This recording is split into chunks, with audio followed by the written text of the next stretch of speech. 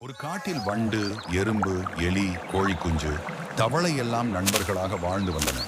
ஒரு நாள் நண்பர்கள் எல்லோரும் விளையாடிக் கொண்டே ஒரு இடத்துக்கு போக நினைத்தார்கள். அவர்களின் வழியில் ஒரு ஆறு வந்தது.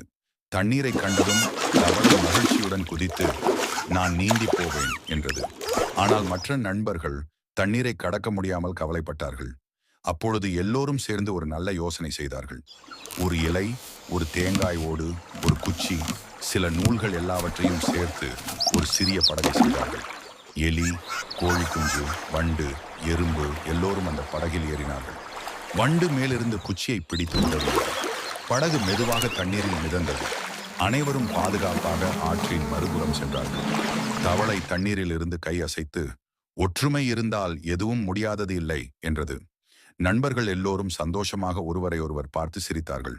நீதி, ஒற்றுமையும் கூட்டுச் செயல்பாடும் எந்த சிக்கலையும் தீர்க்கும்.